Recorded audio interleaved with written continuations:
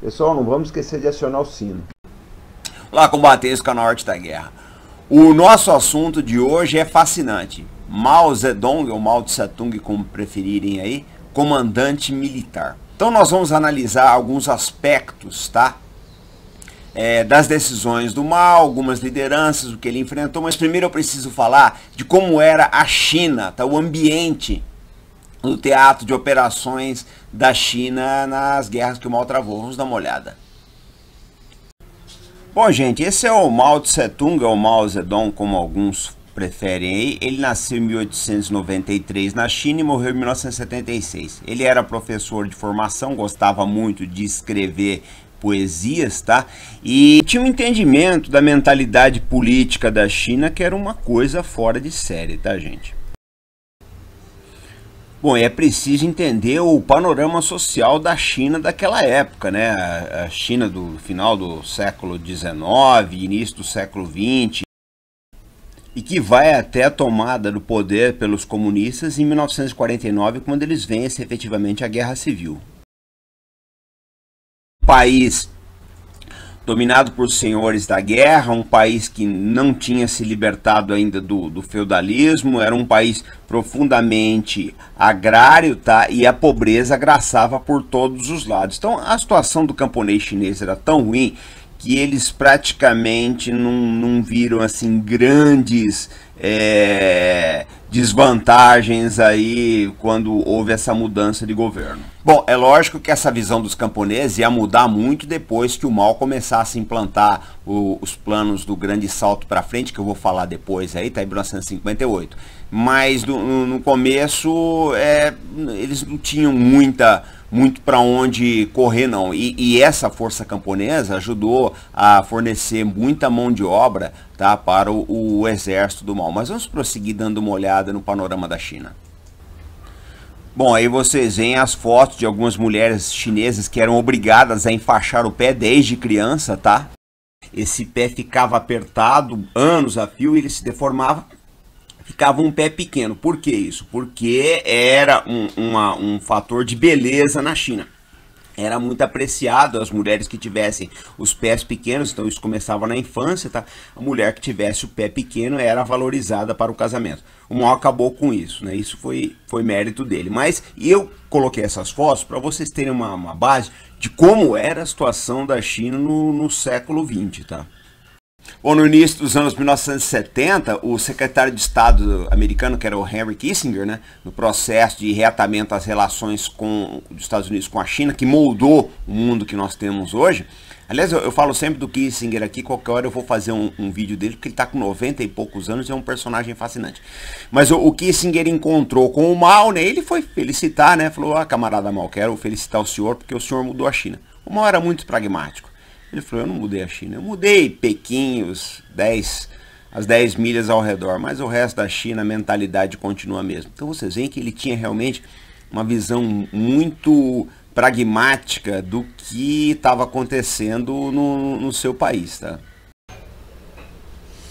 Bom, gente, você não consegue ser um grande protagonista da história sem ter um contraponto, antagonista. Então aí vocês veem o Mao Zedong, né, e o Chiang Kai-shek, que comandava as tropas nacionalistas, né, que se opuseram ao Mao. Eu vou falar um pouquinho agora do antagonismo dos dois e que acho que explica muita coisa do período histórico da China, tá?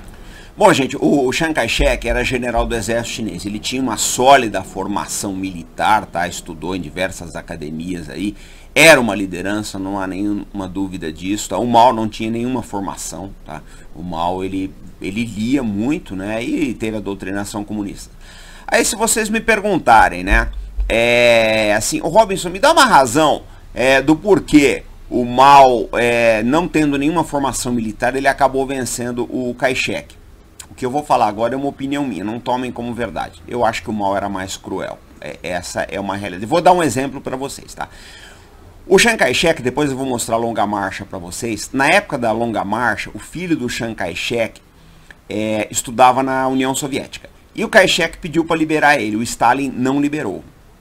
O Stalin não liberou o filho do Chiang Kai-shek. E fez chantagem, tá? E a realidade é que o Kai-shek fez diversas concessões ao Mao Tse-tung porque o filho estava refém na União Soviética. Se fosse o contrário, o Mao deixaria morrer. Tanto que a primeira esposa dele morreu massacrada na mão dos nacionalistas. Ele não se importava com parentes, com a vida humana, com nada disso. Então, esse fator de crueldade acabou sendo muito... Os dois eram cruéis, eu não tenho a menor dúvida disso. Mas o Mao era muito mais. Bom, vocês veem a China em 1934, quando o Mao inicia a longa marcha dele, tá? Então aqui vocês têm a parte que o Japão controla, tá? Tudo isso em marrom aqui era controlado pelos japoneses, tá?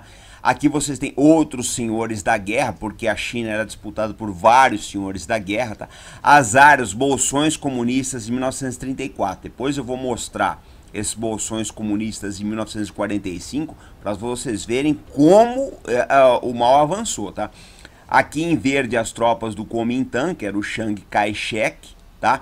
E isso aqui também estava na mão, em laranja estava na mão do Império Japonês. E essa faixa aqui era controlada pela União Soviética e era muito usado para passar armas e outras coisas para o Mao Tse-tung. Agora eu vou mostrar para vocês a longa marcha que foi a fuga do Mao Tse-tung em relação aos nacionalistas em 1934. Bom, tá aí, tá? A fuga que o Mao e as suas tropas empreendem a partir de 1934, fugindo da perseguição dos nacionalistas, tá? O Mao perdeu muitas tropas, essa que é a verdade, tomou muitas decisões imprudentes ali, muitas decisões erradas, tá? Eles colocam como se fosse uma grande vitória, uma epopeia, mas não foi bem assim, tá? Teve muito desastre ali, fizeram muita bobagem, perderam 1/3 das tropas, mas ele conseguiu chegar onde queria, refugiar o exército e depois contra-atacar as tropas nacionalistas no final da Segunda Guerra Mundial. Bom, gente, durante a Segunda Guerra Mundial aconteceu o seguinte: os japoneses ocupavam uma parte da China, o Mao Tse-tung e seus comunistas ocupavam outra parte, tinha senhores da guerra e o Kai-shek com os seus nacionalistas, como vocês viram, né? E os americanos davam muito recursos, tanto financeiros como militares, para o Chiang Kai-shek. Só que a certa altura eles notaram o seguinte: o Kai-shek estava mais preocupado em combater as tropas comunistas do Mao do que combater propriamente os japoneses. Aí perguntaram para ele o porquê, né? Por que você combate os comunistas e não combate os japoneses? Ele dizia o seguinte, que os japoneses são doença de pele, os comunistas são doença do coração. Então vocês notam que comunistas e nacionalistas, Mao Tse-tung e o Chiang Kai-shek eram inimigos figadais e irreconciliáveis. Então é o seguinte, embora tanto os comunistas quanto os nacionalistas combatessem os japoneses, eles estavam mais preocupados em se matar. O fato é que é o seguinte, o Japão é derrotado em 1945 e vamos ver como é que ficou esse panorama então na China. Então aqui vocês têm a situação como era em 1945 até 1949, tá? Então vocês veem as tropas do Mao descendo aqui a partir da Manchúria, eles capturaram muito material dos japoneses, os soviéticos também entregaram bastante material para os chineses, além de treinamento, principalmente da oficialidade, tá? Das lideranças, e eles vêm descendo e fazendo a lenha nas tropas nacionalistas. Uma coisa tem que ser colocado, gente. Apesar dos nacionalistas receberem muito material dos Estados Unidos, o moral das tropas comunistas era muito maior. Eles tinham comissários políticos, o pessoal realmente estava motivado, e também porque se não tivesse, eles passavam fogo mesmo. Tá? Ali tinha deserção de ambos os lados, mas a disciplina do exército comunista era melhor. O Chiang Kai-shek era um bom general, um bom líder, mas não tinha muito o que fazer não. O fato é que provavelmente para aquela época, tá, chegou a era das ideias do Mao, não tinha como, ia ser muito difícil deter isso. No final eu estou mostrando aqui para vocês Taiwan, tá, que é para onde as tropas do Chiang Kai-shek fugiram, estão lá até hoje, é a China nacionalista ou Formosa, existe muita disputa da China aí com Taiwan. Bom, esse aí é o Peng Dehuai, um dos melhores generais que a China teve, tá? Ele foi vencedor na Guerra Civil, lutou na Guerra da Coreia também, só que depois ele foi afastado pelo Mao na Revolução Cultural e só foi reabilitado no final da vida pelo Deng Xiaoping. Era um excelente general, mas ele tinha um defeito, né? Ele poderia fazer sombra ao Mao Zedong. O Mao, como Stalin, o Hitler, eles não gostavam muito de gente que fizesse sombra a eles, não. Bom, gente, o Mao cometeu grandes erros táticos, tá? Mas tem que ser dito a favor dele o seguinte, ele era um organizador muito hábil. O fato dele ter preparado a guerra contra o Kai-shek em 3 fases. A primeira fase, na fuga dele, ele começa a organizar aqueles bolsões, na segunda fase ele consolida, e na terceira, até então, uma guerra de guerrilhas, a primeira e segunda fase, na terceira fase ele faz uma guerra convencional contra os nacionalistas. Mas ele cometeu erros enormes aí. Na Coreia, o que se critica é que os chineses só fizeram uso de ondas humanas, eles não usavam muito artilharia e aviação, mas também quase nem tinha, né? Eu acho meio injusto nós imputarmos aí essa crítica a um exército com tanta carência de material quanto os chineses tinham. O fato é que ele não tinha muito respeito pela vida humana. Isso, em alguns lances da história militar, é um defeito, em outros, infelizmente, é um ponto que conta a favor, tá? Então tem muita coisa para ser dita sobre o Mao. Eu falei do Peng Dehuai para vocês, mas teve outros também, generais muito bons, mas ele não queria que fizesse sombra. Ele afastava esse pessoal, acabava caindo no ostracismo. Isso é mais ou menos comum entre os ditadores. Vocês verem que, se vocês analisarem a biografia do Stalin, ele afastou o Zhukov depois da Segunda Guerra Mundial.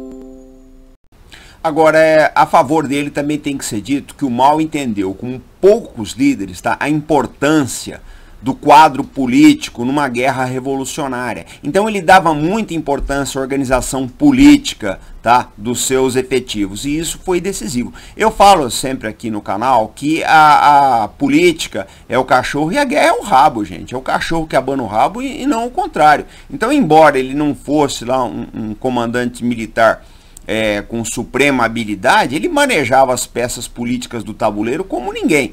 Por exemplo, eu acho que ele não gostava da União Soviética, ele não gostava dos russos, mas ele sempre conseguiu o apoio da União Soviética. Ele não era o favorito dos soviéticos para assumir o comando do Partido Comunista, a luta na China, mas ele acabou se impondo, ele soube se impor. Ele manejava, ele entendia como é que funcionava a cabeça dos chineses, ele entendia a maquinação política necessária para chegar no topo, e chegou. E quando tentaram derrubar ele, nos anos 60, depois dos erros que ele cometeu, ele fez uma jogada de mestre que foi a Revolução Cultural. O temor que os chineses tinham do Mao, né, e a reverência era tão grande que no final da vida ele era praticamente, estava imobilizado pelo mal de Parkinson, mas ele era mantido ali como uma figura simbólica. Ele já mal falava, né, parece que só a enfermeira entendia o que ele dizia, mas ele continuava pelo menos como uma figura simbólica ali e dando as cartas. Bom, gente, o Sun Tzu costumava dizer o seguinte, né, que um dos fatores mais importantes na arte da guerra é conhecer o seu inimigo. Então vocês têm que conhecer o Mao Tse-tung, mesmo quem não gosta dele. E para isso eu indico esse livro, Mao, a História Desconhecida, tá? Os autores são consultores do canal History. Esse livro já virou uma referência para quem quer conhecer a história do Mao Zedong. E tem umas passagens saborosíssimas lá que explicam bastante a China que o Mao encontrou. Por exemplo, as mulheres na China não tinham nome, né? Então, se uma mulher nasceu na família Lu, ela ia se chamar Mulher Lu número 4. Era uma coisa de doido. E um dos méritos que o Mao tem, o livro coloca isso também, foi que ele devolveu para o Estado chinês o monopólio da violência. Porque até então, mostrei para vocês, a China era controlada por diversos senhores da guerra. Então, ele desarmou a China. Um diplomata russo conta nesse livro que ele sabia que você estava operando em áreas dominadas pelos comunistas, porque tinha uma proliferação muito grande de lobos ali. Por quê? Porque os comunistas desarmaram os camponeses, então os lobos aumentavam, né, proliferavam nessas áreas. Então o livro é interessantíssimo, só que são 900 páginas, tá? Tem que ter disposição. E disposição está na nossa lista de desejos do canal. Bom, gente, outro livro que vai interessar muito a vocês é esse aqui, A Grande Fome de Mao, tá? O que acontece é o seguinte, o Mao, quando ele assume a China, a pobreza era muito grande. Só para vocês terem uma base, no século XX tinha gente que não tinha nem dinheiro para comprar roupa na China. Tinha gente que andava sem roupa na China. E é um clima inclemente, né? Eu lembro sempre isso. Então, entre 1958 e 1962... o Mao achou que a China poderia superar a economia da Inglaterra. Então ele fez uma série de reformas ali, ele quis tirar o país do estágio agrícola para passar para uma potência industrial, para isso precisava industrializar, fazer siderurgias, etc. E acabou que foi um desastre, milhões de pessoas morreram de fome, há quem fale em 40 milhões de mortos aí, parece que 1/3 das casas do país foram destruídas, era uma coisa de louco. O livro vale a pena ser lido porque mostra o que é loucura, tá, de uma liderança em tentar fazer do país algo para o qual ele ainda não estava pronto. Bom, pessoal, esse foi o vídeo de hoje. Conforme eu falei para vocês, o vídeo é só uma introdução a esse personagem, né, que é importantíssimo para a nossa história, que é o Mao Tse Tung. Nós devemos, alguns chamam de Mao Zedong também, é meio difícil aí acertar a pronúncia do chinês original e a grafia, então é uma loucura. Mas é importante que vocês conheçam. Gente, eu falo o seguinte, leiam biografias, é importantíssimo para vocês. Vocês vão começar a entender o mundo, entender como as pessoas fizeram as suas decisões, a arquitetura de pensamento que existe por trás de cada decisão, tá? E é importante para a nossa vida também, porque as biografias, elas mostram os mecanismos e até alguns atalhos, em alguns casos, alguns atalhos. Você fala, o sujeito fez assim, funcionou. Lógico, você tem que olhar que ele se deparava com outras condições. Outra coisa, pessoal, eu postei ontem um livro do Mao Tse Tung na nossa comunidade, deu muita polêmica. Então tem o pessoal de direita, de esquerda, que o pessoal de direita dizendo que ele foi um assassino, o pessoal de esquerda fala que nós estamos falando mal dele. Na verdade, o livro foi postado ali para reflexão. O objetivo do canal Arte da Guerra é exatamente trazer uma discussão lúcida, uma discussão embasada, tá? E trazer reflexão. Não adianta, pessoal, buscar consolo ideológico. O que eu vejo muito aqui é isso. A pessoa às vezes é de direita, é de esquerda, e ela vem buscar aquele amparo ideológico, tá, para a visão de mundo dela. Não é isso que o canal busca, tá? Nós buscamos um debate saudável aqui. Então não adianta querer botar rótulo, dizer que o livro foi colocado ali por isso ou por aquilo. O livro foi colocado para provocar a discussão e buscar o estudo. Bom, pessoal, esse foi o vídeo de hoje. Quero lembrar para vocês que hoje às 17 horas eu vou fazer uma live aqui no canal para debater projetos militares, tá? Com base no vídeo do F-35 que eu lancei aqui na sexta-feira, tá ok? Então nós estamos voltando sempre com responsabilidade, compromisso e fé no Brasil, pessoal. Até mais!